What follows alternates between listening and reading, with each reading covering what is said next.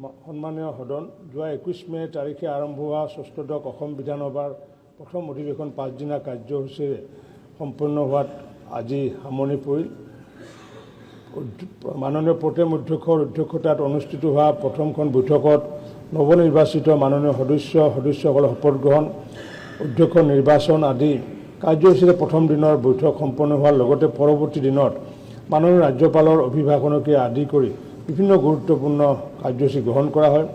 অধিৱেশনৰ কালছোৱাত দুখনকৈ চৰকাৰী বিধেয়ক উত্থাপন কৰি বিবেচনাৰ অন্তত পাৰিত কৰা হয়।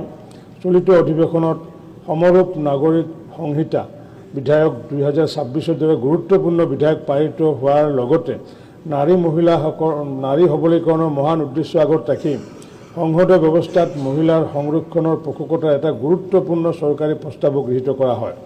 সাধাৰণ নিৰ্বাচনৰ পিছতে 5 দিনীয়া কাৰ্যসূচীৰে অনুষ্ঠিত হোৱা বিধানসভাৰ এই প্ৰথমখন অধিৱেশনত গুৰুত্বপূৰ্ণ চৰকাৰী সংকল্প প্ৰস্তাৱ পাৰিত হোৱাটো এইবাৰৰ অধিৱেশনত এক উল্লেখনীয় তথা ব্যতিক্ৰমী দিশ আছিল। অধিৱেশনৰ সকলো কাৰ্যসূচী সুচাৰুৰূপে সম্পাদন কৰাৰ ক্ষেত্ৰত মাননীয় মুখ্যমন্ত্ৰী মহোদয়কে প্ৰমুখ কৰি মন্ত্ৰী পৰিষদৰ সদস্যসকল, শাসকীয় বিৰোধী পক্ষৰ সদস্যসকলে যি সহায় সহযোগ আগবঢ়ালে তাৰ বাবে মই আন্তৰিক ধন্যবাদ জ্ঞাপন কৰিছোঁ।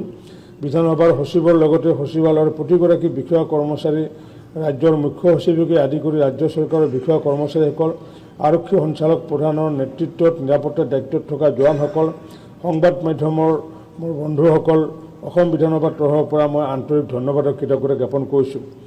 এই পবিত্ৰ সদনে মোৰ ওপৰত ন্যস্ত কৰা গুৰুৰ দায়িত্ব পালনৰ ক্ষেত্ৰত মাননীয় সদস্যসকলে আগবঢ়োৱা সকলো প্ৰকাৰৰ দিহা পৰামৰ্শ আৰু সহায় সহযোগিতাৰ বাবে মই পুনৰবাৰ আপোনালোকৰ ওচৰত চিৰ কৃতজ্ঞতা প্ৰকাশ কৰিছোঁ। এই সুবাৰতে মই আগন্তুক ঈদ উল জুহা উপলক্ষে সমগ্ৰ ইছলাম ধৰ্মী ৰাইজৰ লগতে সমগ্ৰ ৰাজ্যবাসী ৰাইজলৈ বিধানসভাৰ হৈ আন্তৰিক শুভেচ্ছা জ্ঞাপন কৰি মোৰ বক্তব্য সামৰণি মাৰিলোঁ। নমস্কাৰ। সদন অনিৰ্দিষ্ট কাললৈ স্থগিত ৰখা।